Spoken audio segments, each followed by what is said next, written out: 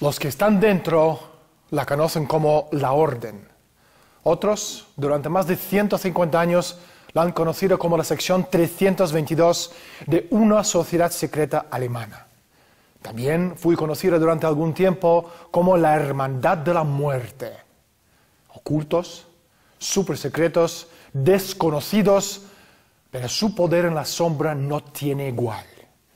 Desde 1832, esta sociedad secreta ha permanecido en oscuridad. Hasta ahora.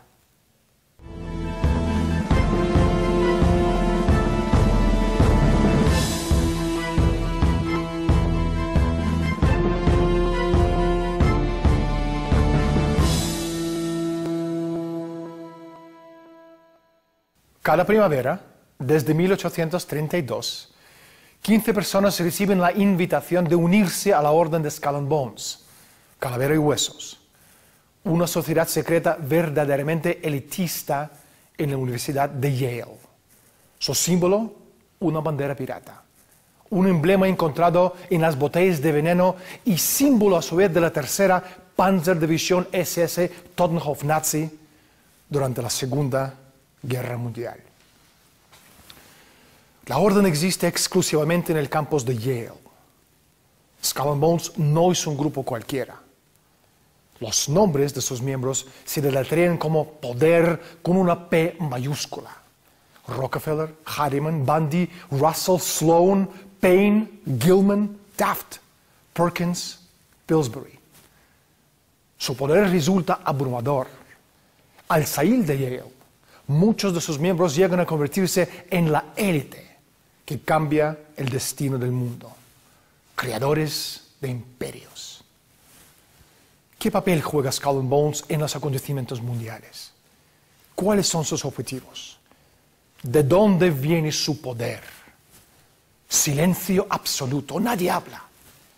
Las huellas de Skull and Bones borrados de las páginas de la historia. Por suerte, hemos encontrado la persona justa que más sabe sobre esa sociedad secreta más elitista de los Estados Unidos. Hablaremos con él en unos minutos, pero primero salimos a la calle para preguntar a la gente su opinión sobre Skull and Bones y las sociedades secretas. Hay una sociedad secreta y muy poderosa.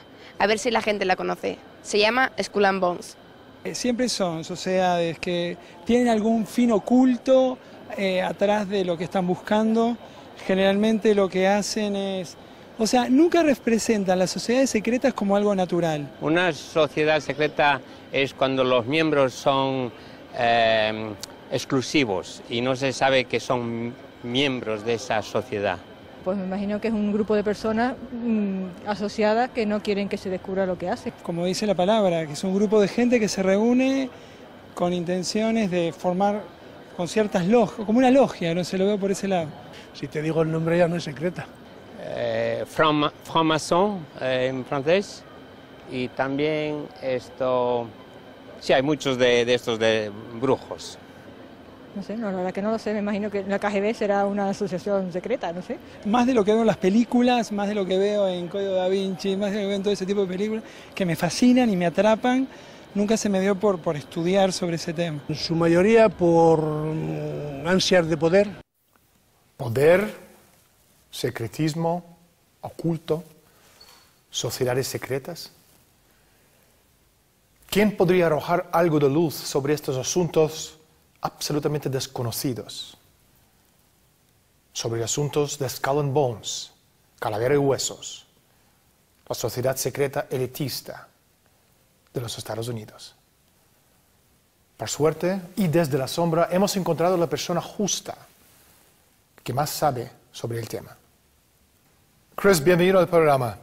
¿Verdaderamente existen las sociedades secretas en el siglo XXI o solamente en los libros de Dan Brown? Por supuesto. Sin ninguna duda. De acuerdo con la definición clásica de cualquier léxico sociológico, las sociedades secretas existen. La definición clásica de una sociedad secreta es que son como un cuartel o una pirámide. En la base está un montón de gente que se dedica a arreglar la información financiera y que en círculos masónicos se denominan masones del porche. Se encargan de tareas administrativas porque en toda organización tiene que haber gente que encienda o apague la luz. Luego está el grupo central en donde los individuos están todos emparentados, son todos primos. Skull and Bones está dirigida por la familia Cabot y una amplia subsección de la familia Whitney. Una sociedad secreta, dominada por familias de linaje antiguas y nueva riqueza, ha existido en los Estados Unidos desde 1833. 20 familias, descendientes de los colonos originales en Massachusetts. Para el mundo exterior son simplemente Brown Brothers Harriman, la corporación Rockefeller, Russell Trust, la Fundación Carnegie, una mafia internacional no reglamentada y casi desconocida. Chris, ¿cuándo fundó el Orden de Skull and Bones? Skull and Bones fue fundada por William Huntington Russell y Alfonso Taft. William Huntington Russell, su familia, poseía la compañía Russell, que era la tercera empresa traficante de opio más grande del mundo y la primera de los Estados Unidos. Skull and Bones no es una teoría de conspiración. No existe ningún grupo de gente, por muy poderoso que sea, que se siente alrededor de una mesa en una habitación oscura, cogiéndose de las manos, mirando fijamente una bola de cristal y planeando nuestro futuro. Skull and Bones es una realidad conspirativa. La idea de Skull and Bones es una creación de la aristocracia de propósito, con vistas a gestionar el planeta de la mejor forma posible por su propio bien. Obviamente. Chris, ¿cómo supiste de la existencia de Skull and Bones? Por mi padre. Mi padre era de la CIA. Entró en el espionaje en los años 30 en un intercambio de estudiantes con China. Luego siguió en el SAS y su última misión secreta fue redactar un informe sobre el sudeste de Asia para la CIA. Siguió allí muchos años y acabó conociendo a un tal coronel Lansdale en Vietnam en 1956. Pronto intentó dejar la agencia porque no quería verse involucrado en operaciones con droga. La dejó en el 59 y en 1969 me preguntó qué pensaba de la guerra de Vietnam. Nos reunimos y me miró diciendo, la guerra de Vietnam es un asunto de drogas. Detrás de todo están las sociedades secretas. Yo pensé que mi padre estaba como una cabra. Entonces, unos 15 años después, me encontré con el libro de Anthony Sutton titulado America's Secret Establishment, y todo empezó a cobrar sentido.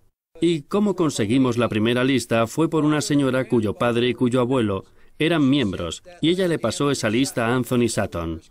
Así es como se consiguió la lista completa de los miembros. Skull and Bones es un elemento muy importante de las estructuras oligárquicas de los últimos 180 años. El mecanismo de cómo funcionan las organizaciones no ha cambiado en todo este tiempo. Es un sistema que se perpetúa a sí mismo, una telaraña virtual de intereses financieros, políticos, económicos e industriales. Y eso en sí mismo es un factor muy importante, por lo que quiere decir es que se trata de un vehículo a través del cual los intereses privados financieros oligarcas son capaces de imponer sus políticas en lo que es nominalmente un gobierno soberano de los Estados Unidos de América. ¿Cómo lo hacen? Skull and Bones ha perpetuado en todos los segmentos de la sociedad estadounidense. La Casa Blanca, la educación, los medios de comunicación, industria, banca, iglesia, fundaciones, centros de pensamiento, la Reserva Federal. Los hombres que forman el santuario interior de Skull and Bones también son personas clave que sostienen posiciones clave dentro de estas organizaciones. Por ejemplo, la Sociedad Americana de Historia, la Sociedad Americana de Economía, la Sociedad Americana de Química y la Sociedad Americana de Psicología se inició siempre por los miembros de Skull and Bones. ¿Por qué son importantes? Porque estas son las organizaciones clave para el acondicionamiento de la sociedad. Chris, Skull and Bones se convirtió en una fuerza importante en el contrabando de drogas a través de las familias Bush y Prescott en la década de los 1860. Pero también de alguna forma generaron al más puro estilo hegeliano la llamada guerra contra las drogas. Esto parece totalmente ilógico hasta que uno empieza a comprender su mentalidad y el funcionamiento de estas sociedades. Mi pregunta es, ¿cuál es la relación de Skull and Bones con el tráfico de drogas? Bueno, hicieron mucho dinero con ese tema. Es una estupenda vaca lechera.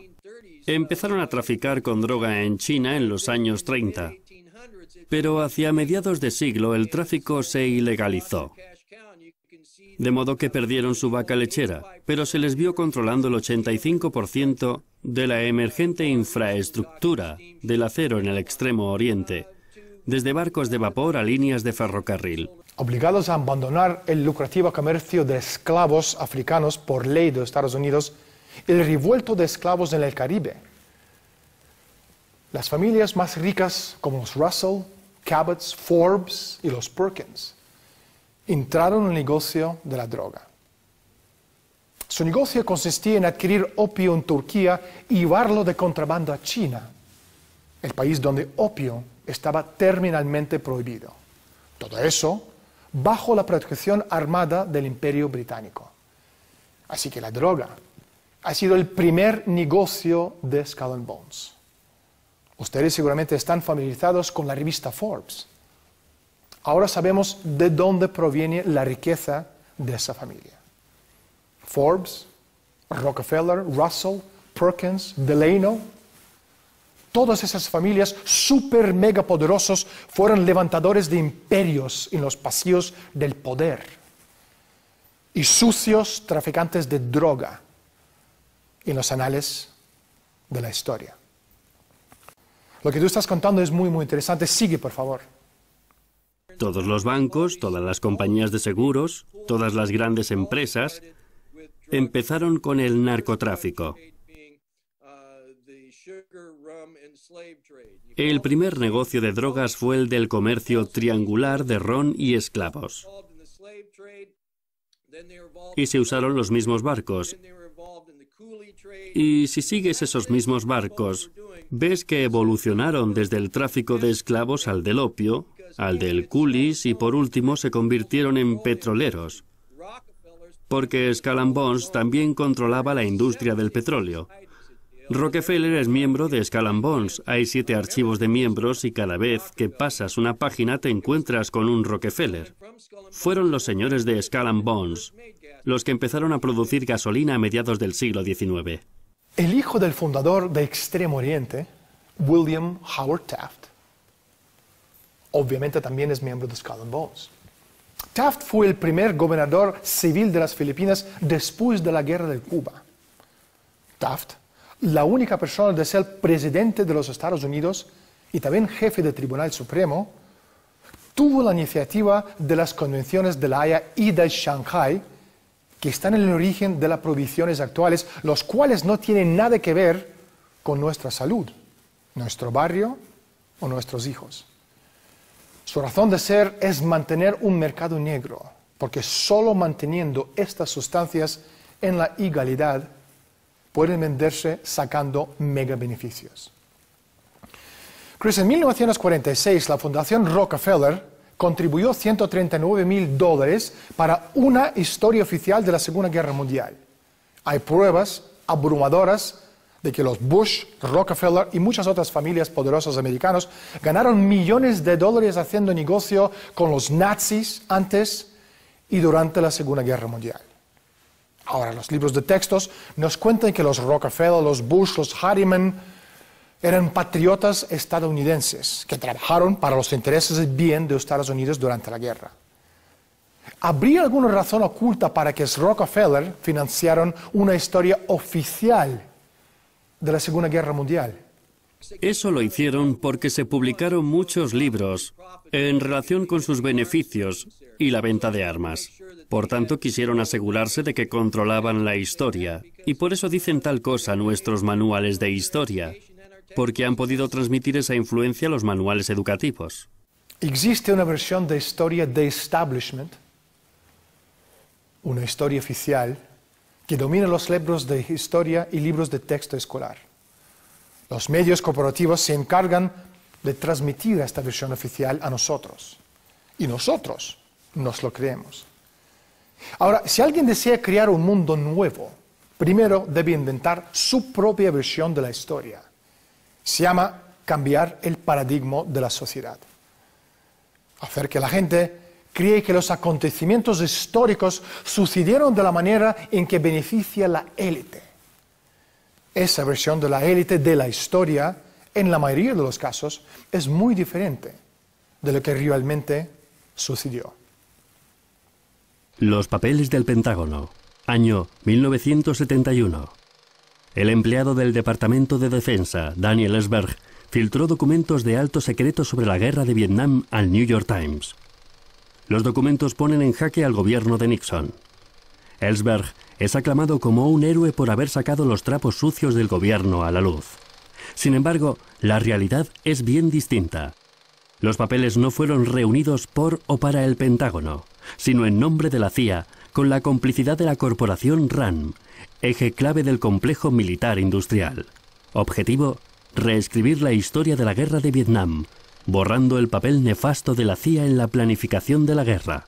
La persona encargada de perpetuar la nueva versión de los acontecimientos, Daniel Ellsberg, estratega de armas nucleares de la corporación RAND y agente de la CIA. Chris, Marx y Hitler, los extremos de izquierda y derecha, expuestos como enemigos en los libros de texto, evolucionaron a partir del mismo sistema filosófico, el hegelianismo. ¿Es este un caso de conflicto de los opuestos que son esenciales para llevar a cambio? Sí, es una de sus técnicas básicas. También se le puede llamar el recurso del caos, porque utilizan técnicas muy sofisticadas de guerra psicológica contra los estadounidenses y contra el mundo que básicamente llevan al mundo a una situación fácil de controlar para ellos. Izquierda, derecha. ¿Es usted un demócrata o un republicano? ¿Es usted un socialista, capitalista, conservador, liberal? ¿O acaso importa? ¿Sorprendidos por la pregunta? La orden de Skull and Bones de ideología no es ni derechas ni izquierdas. Izquierda y derecha son herramientas artificiales para lograr el cambio. Y los extremos de la derecha política y de la izquierda política son elementos vitales en un proceso de cambio controlado. En un proceso dialéctico de un choque de opuestos, produce una síntesis, un nuevo orden. Un nuevo orden donde el Estado es supremo. Observe cómo el debate y la financiación es siempre hacia el poder estatal y cuanto más lejos, mejor, de los derechos individuales. Por lo tanto, no importa de qué persuasión política es usted, siempre y cuando la discusión se mantenga dentro del marco del Estado y el poder del Estado. Esta es la característica común entre las posiciones aparentemente disimilares tomadas por los miembros de Skull and Bones. Ellos tienen un objetivo común superior en el que el choque de las ideas es esencial. Mundo controlado por una dictadura corporatista, también conocida como Empresa Mundial S.A. Chris, ¿cuáles son algunas de estas técnicas? Primero empezaron por el sistema educativo, ¿sabe? Johann Gottlieb Fichte, dirigiéndose al pueblo alemán en 1805, le dijo: «Voy a llevarme a vuestros hijos para enseñarles lo que tienen que pensar». Así se creó el sistema educativo prusiano, en el que hay una serie de 3 escuelas: las academias para la élite, los institutos para la clase alta y los colegios para el pueblo. En los colegios populares quitaron la educación clásica, dejaron de enseñar algunas disciplinas, y las materias que enseñaban las limitaron a 1 hora y pusieron campanas entre las horas. Así podían modelar las conciencias de la gente. El siguiente sistema es la televisión, sobre todo aquí en los Estados Unidos. En los Estados Unidos funciona a 60 ciclos por segundo. En cualquier libro sobre hipnosis se puede ver que 60 ciclos por segundo provoca un estado de trance. Convence de que lo que se está viendo es verdad. También envía una poderosa onda al cerebro, de modo que el cerebro puede engañar al cuerpo sentado ante la televisión, y esta es una de las razones del problema de la obesidad. Y son propietarios de las noticias, o sea, cuando yo era pequeño había como 1000 empresas o personas que te decían las noticias.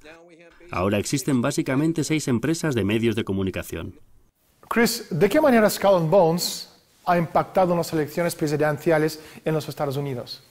Las elecciones presidenciales no han sido elecciones presidenciales en los Estados Unidos desde hace mucho tiempo.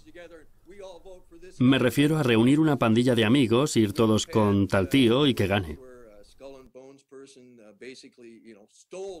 Hemos conocido situaciones en las que un miembro de Skull and Bones se coló en las elecciones en 2000 y en 2004. Y lo hicieron de una manera muy visible.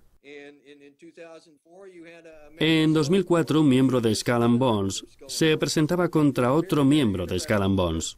Fue muy interesante porque a mí me dijeron que me estuviera quieto y cerrara el pico, porque no querían que se hablara para nada de Skull and Bones durante esas elecciones. Sinceramente, no creo que Kerry fuera un candidato honrado. Así es más fácil gobernar el país. Desde 1832 ha habido solamente unos 2.500 miembros de Skull and Bones. Ahora, cada año en los Estados Unidos, más de 1,5 millones de personas reciben sus diplomas universitarios, entre ellos unos 50.000 doctorados. Hay unos 50 millones de personas con estudios universitarios capaces de ser presidente de los Estados Unidos. Aún así, en el año 2004, los 2 candidatos por Partido Demócrata y Republicano, Bush y Kerry, pertenecen a la sociedad secreta que elige solo 15 de sus miembros cada año. Chris, una pregunta indiscreta: ¿quién nombró a esa gente los amos del mundo? Nadie. Nadie. O sea, están tomando el poder en nuestro país para convertirlo de república en imperio. Y ni siquiera se lo dicen a la gente porque el esclavo perfecto es el que cree ser libre. Creemos que elegimos gente para los cargos y todo eso, pero el valor psicológico de esto es muy bueno. Porque cuando vas por la calle siempre puedes decir, ¿pero quién eligió a ese tipo? Lo cual crea divisiones, Chris, la última pregunta. ¿Qué relación existe entre la CIA americana y Skull and Bones? La relación de Yale con el espionaje se daba incluso casi antes de que existiera este país.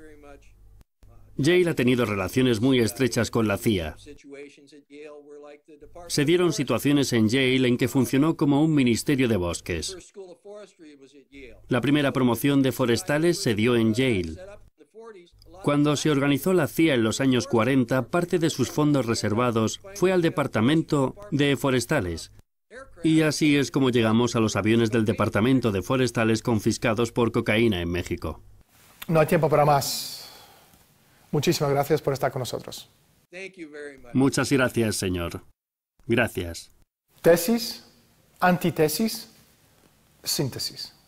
2 extremos que se funden en un nuevo sistema.